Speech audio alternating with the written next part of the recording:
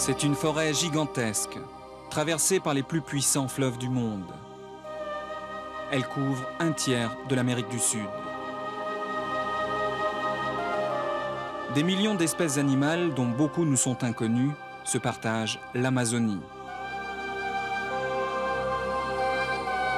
Malgré la beauté des lieux, l'être humain ne pénètre ici qu'avec appréhension, car la jungle ne prévoit pas une bien grande place pour l'homme. Et les plus petits animaux ne sont pas les moins effrayants. Notre imagination se charge de les transformer en monstres.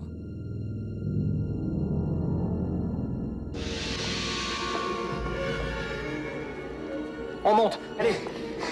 Vite. Doucement les enfants. Faites attention aux rosses. Par ici, chérie. Entre là.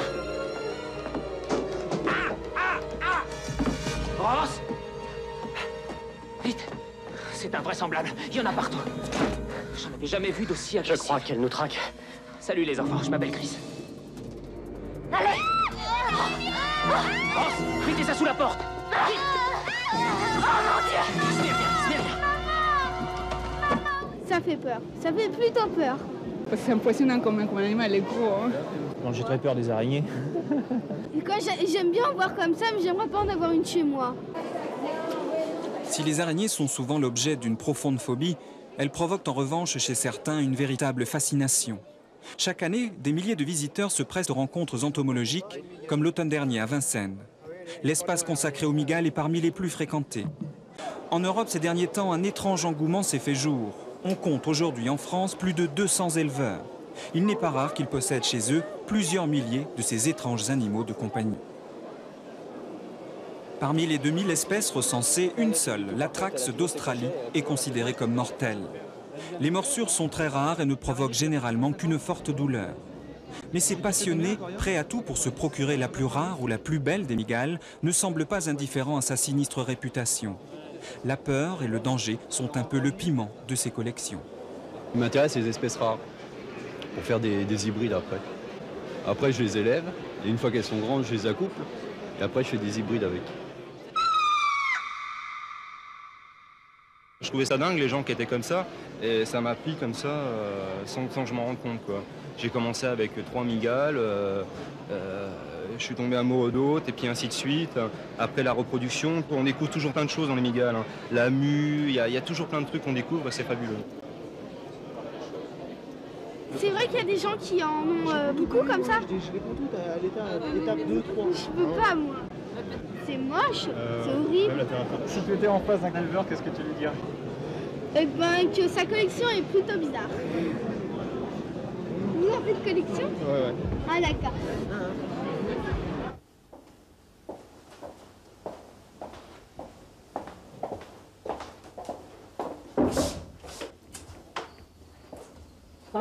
La recherche scientifique, elle, ne tient pas compte des idées fausses et des zones d'ombre. Pour Marie-Louise Sellerier, qui les étudie depuis 20 ans, les mygales sont avant tout un matériau de laboratoire et l'étude des venins un moyen de découvrir de nouvelles molécules.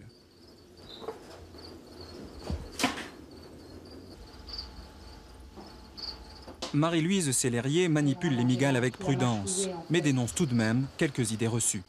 Grosse, velue, noirâtre ou brune, ça court vite et ça mord. En gros, c'est la représentation qu'ont en général les gens d'une mygale. Il faut quand même savoir que toutes les mygales ne sont pas velues, que toutes ne sont pas grosses. Les atrax d'Australie que l'on craint, et à juste titre, puisque leur morsure peut être mortelle pour l'homme, ne sont pas très très velues. Elles ont le corps qui est assez lisse et brillant. Ce ne sont pas donc des bêtes affreuses, hirsutes, comme on peut se l'imaginer. Et il y a aussi de petites mygales, nous en avons en France. Il y en a d'ailleurs pas loin de Paris, dans le sud de Paris, à moins de 20 km.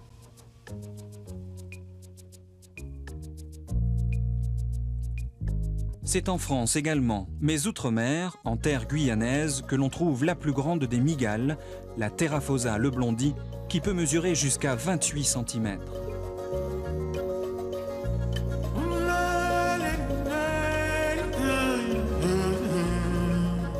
Cayenne, ville multiethnique par excellence, où se côtoient des communautés originaires de la planète entière.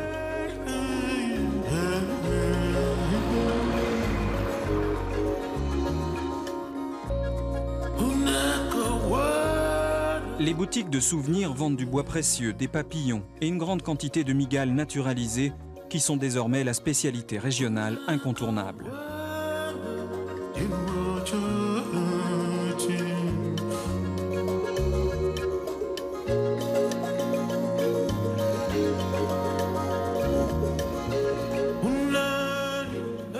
Les mygales se vendent quand même très bien. Parce que quand ils rentrent en métropole, il faut ramener une mygale. C'est très à la mode d'avoir sa mygale chez soi. Tout le monde, disons ici, qui veut gagner un peu d'argent, ou que ce soit comme vous dites, les Saramacas, ou les Mongs, ou les Laotiens, chassent les insectes ou les mygales. Donc ils viennent vous proposer le produit de leur chasse. Ici, on trouve toujours quand même des gens qui vendent des insectes et des papillons.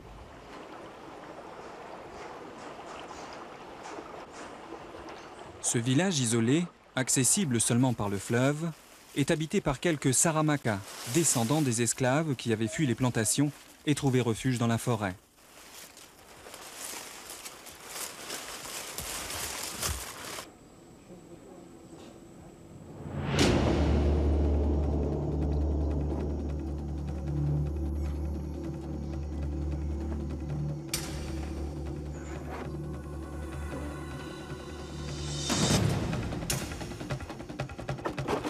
Patrick est chasseur de mygales.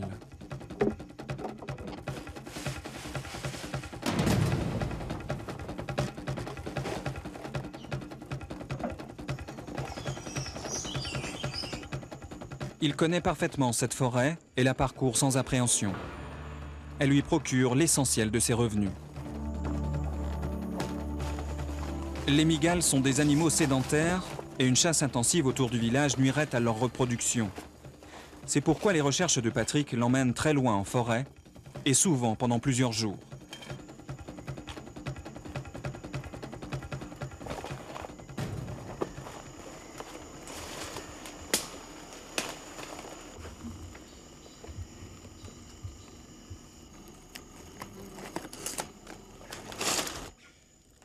Ces mygales ne tissent pas de toile, et ce sont des terriers qu'il s'agit de repérer grâce à la porte de soie que ces animaux délicats placent à leur entrée.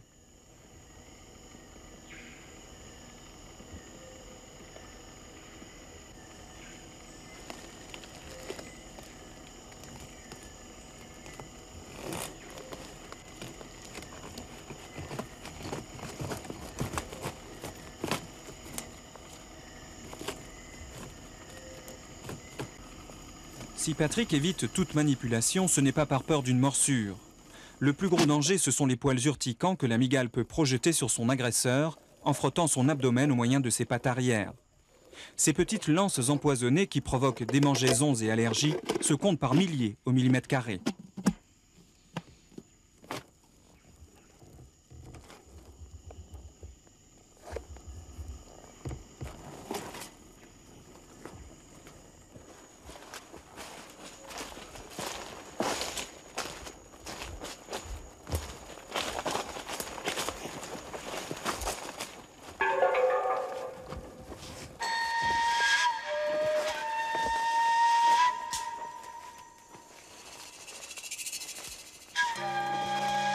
C'est la nuit que la faune amazonienne est la plus active et la chasse se fait encore plus facile. Manger ou être mangé, immuable loi de la jungle.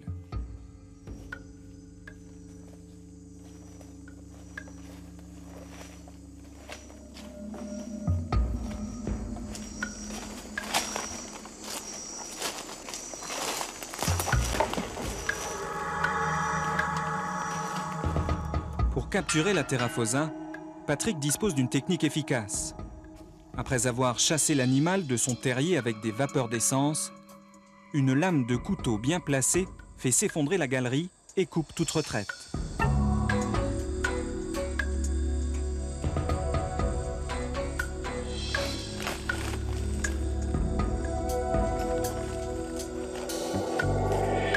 Si elle échappe aux singes, aux oiseaux et aux chasseurs, une femelle mygale peut vivre jusqu'à 20 ans.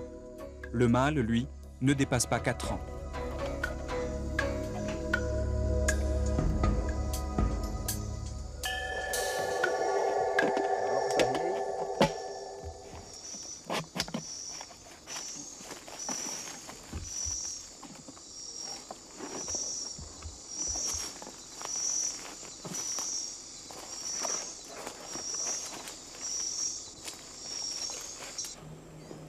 De ses meilleures chasses, Patrick ne ramène qu'une dizaine de mygales. Quand il en aura chez lui une cinquantaine, il partira les vendre à un taxidermiste qui lui donnera 30 ou 40 francs pour les plus grosses. Le touriste, à la recherche de souvenirs exotiques, payera 10 à 15 fois plus cher.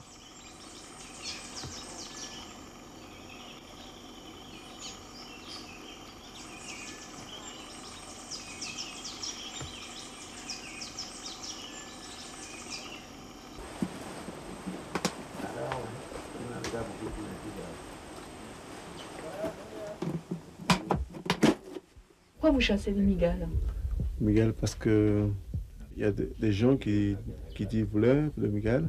Alors nous, ils viennent chez nous, ils disent si on ne peut pas attraper de mygales. Et comme ça, on essaie d'attraper pour eux. On vend pour eux, c'est 30 francs, 40 francs, comme ça pour eux. Là, ce qu'on va attraper, bon, il y a de quoi on n'attrape pas. Si on attrape, on voit le petit, on laisse. Que de gros, on prend. Parce que si on attrape tout, dans cet endroit, il n'y aura plus. On ramasse que de gros. La forêt est quand même limitée, bien qu'il y ait une grande capacité de reproduction, c'est vrai, à l'intérieur de la forêt pour ce qui est des Theraphosa blondie, quand on parle des grosses araignées là. Mais il n'empêche que le principe même de prélever sur un milieu naturel, sans se soucier justement des conséquences qu'il y a par la suite, aboutit tôt ou tard à un milieu qui va diminuer de plus en plus. L'engouement justement des mygales est en train de prendre beaucoup d'importance. Et je pense qu'il y aura de plus en plus de gens qui viendront en chercher ici et les conséquences vont commencer à se sentir. Et quand on va s'en apercevoir, ce sera trop tard. Donc il est temps de réagir dès maintenant pour dire bon, on met un haut là. Il existe bien une réglementation internationale. La Convention de Washington, jusqu'à une date récente, ne protégeait que 2 espèces de mygales. Elle doit prochainement se pencher sur le cas de la Theraphosa guyanaise, qui d'après le World Wildlife Fund, le Fonds mondial pour la nature, est fortement menacée.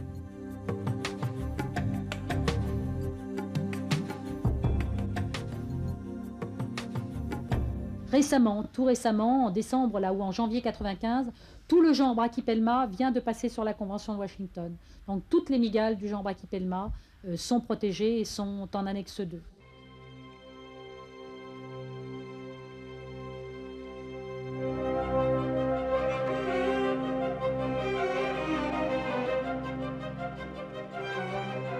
La sinistre réputation des mygales, largement usurpée, a donné des idées à Bruno Levessier, guide naturaliste à Cacao. En sa compagnie, des enfants partent à la découverte d'un animal mystérieux et pourtant facile à observer. Une façon de les sensibiliser à la richesse et à la fragilité de la forêt guyanaise.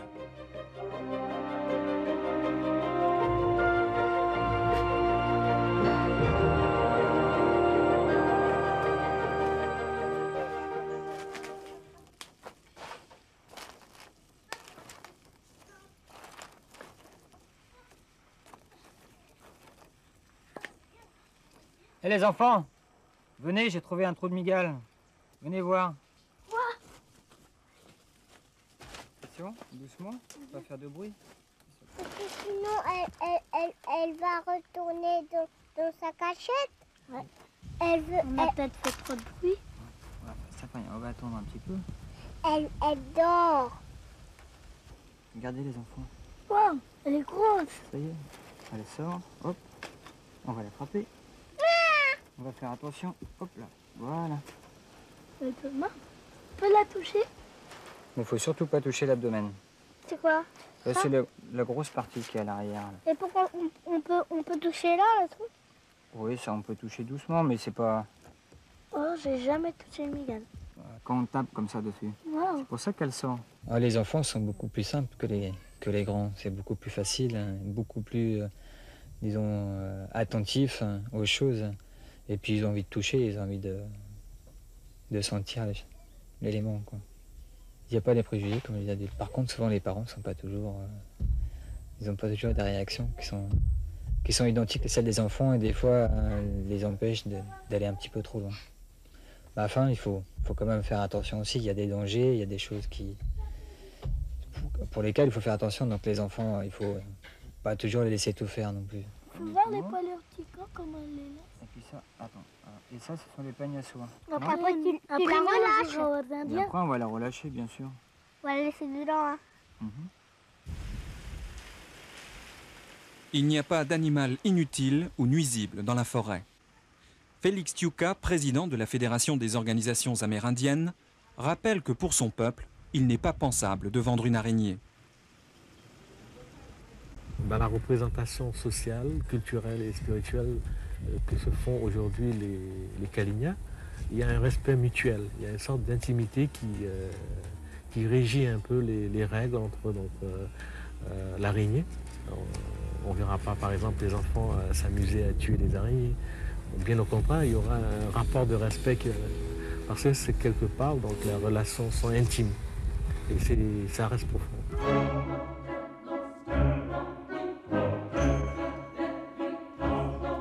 Dans les contes que les Amérindiens entendent dès l'enfance, l'araignée est un animal sacré au même titre que l'anaconda, et toute manifestation de la vie impose le respect.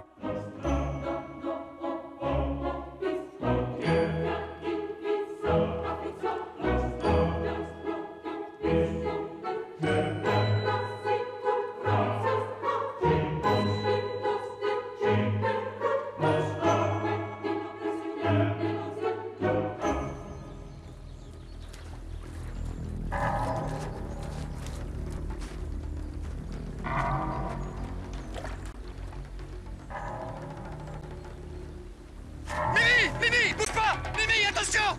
Bouge pas, Mimi, attention! Il y a une grosse araignée! Mais qu'est-ce qu'elle fait? Qu'est-ce qu'elle fait vers moi maintenant? Elle m'attaque! Ah! Ah, saleté!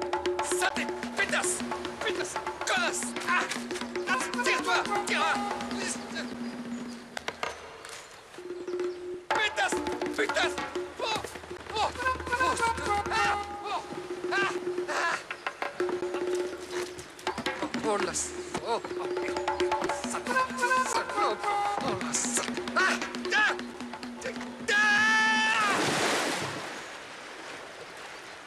Bagayude, Maïtika. Tout pas crier. Si tout crier, Maïtika attaquer. Maïtika gentille. Un cercle est un carré. Un carré est un cercle. Charlotte? Charlotte? Steph, je suis là. Viens, c'est toi qui vas lui donner les fleurs. Charlotte? Steph, il y a une énorme araignée dans l'appartement. Je ramasse ça tout de suite. Tu la vois? Je t'avais dit que je voulais plus la voir, cette saloperie. Allez, mais fais la faute dans sa boîte, allez. Elle est très dangereuse. Elle a essayé de m'attaquer. Tu la vois? Oui, je m'en occupe, ma chérie. Le tournage du film Un Indien dans la ville a appris au jeune acteur Ludwig Briand à composer avec les araignées. Et aujourd'hui, c'est chez un éleveur de la région parisienne qu'il cherche à en savoir plus. Ça va? Ouais. T'as trouvé tout de suite? Ouais. Ouais? Tu sais ce que j'ai? Non. Eh ben j'ai deux nouvelles migales.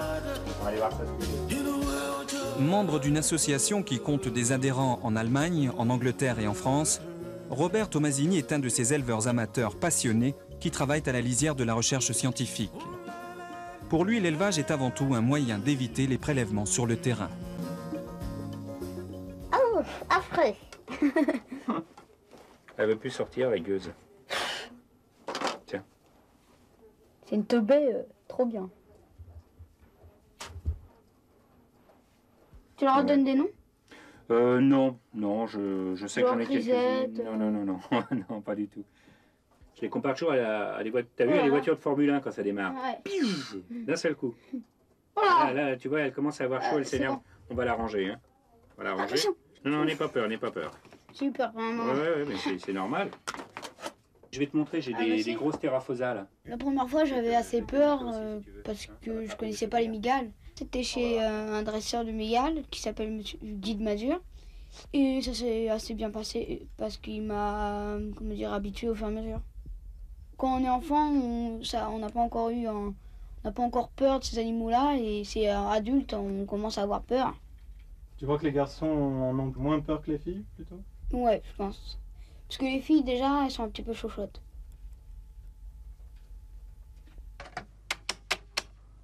Bonjour, pas là, message après le bip. Ça m'arrangerait bien. Non. Tu sais, il est enchanté de rester avec toi, je suis sûr que vous allez très bien vous entendre.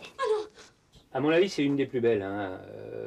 Elle est même plus belle que la Smithy. Tout le monde en fait un plat de cette Smithy, mais il y a beaucoup de mygales qui lui ressemblent un peu d'ailleurs, mais qui sont plus belles. Elles ont plus de rouge, elles ont plus de... Ah, je l'avais pas vu tout à l'heure. Elle grandit, puis à nouveau la peau durcie, la chitine durcie. Elle va pouvoir s'extirper complètement. Toutes ces batteries qui sont habitées par des mygales sont habitées par des mygales femelles adultes, parce que ça, ce sont mes batteries de reproduction. Nous avons créé une association qui regroupe quelques éleveurs comme moi, et nous nous efforçons de reproduire un maximum de ces espèces de mygales pour pouvoir satisfaire la demande qui s'est créée ces derniers temps.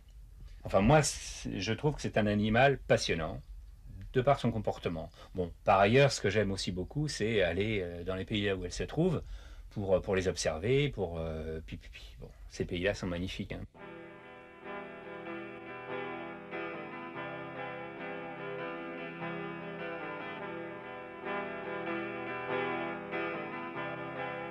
La Martinique, île de rêve, possède également des richesses naturelles très variées, trop souvent ignorées des touristes et des habitants eux-mêmes.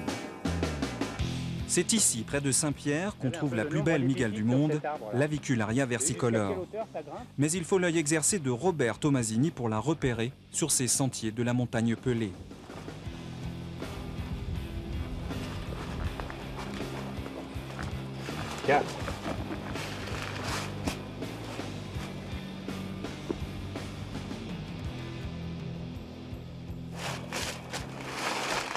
Tu vois, les feuilles sont soudées. Elle en a soudé 1, 2, 3.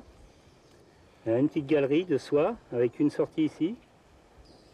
Alors je vais défaire le tube, vous allez voir là, une juvénile, c'est-à-dire qu'elle n'a pas les couleurs encore du stade 5-6, vous allez voir. C'est une merveille, elle est bleue. Ben, je ne vais pas défaire sa toile, je vais la faire sortir. Je vais la prendre sur la main. Elle a des petits chevrons bien vert cuivrés là. Le même comportement que les plus grosses, de la même famille.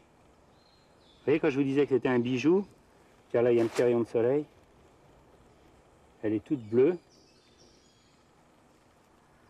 C'est à mes yeux la plus belle de toutes les mygales que je connais, j'en connais beaucoup. C'est au bout d'un fil de soie que la mygale se déplace d'arbre en arbre, et c'est ce même fil qui lui sert à fabriquer son cocon de feuilles.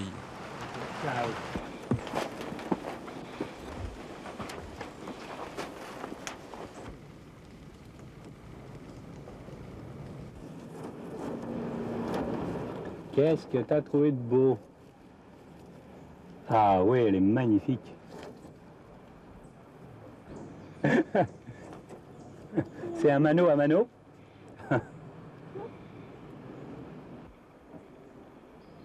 Majestueux. La démarche majestueuse de la mygale.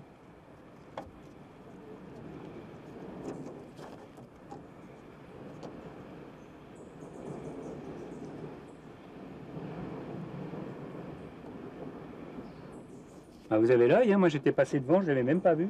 Elle peut monter plus fort que la petite qu'on a vue tout à l'heure. Celle-là, elle commence à avoir des crochets qui sont pas mal, tu vois. Tu les vois, ces crochets à l'avant, là? Bon, là, éventuellement, elle pourrait, à l'extrémité de ton doigt, bien les enfoncer. Bon, ça te ferait une douleur pendant quelques jours, quoi. Dans la baie du Marin, un vieux tonnier breton fait escale. À son bord, une douzaine de jeunes membres des expéditions Jules Verne, une association qui offre à des adolescents la possibilité de choisir l'aventure pour école, la mer pour salle de classe.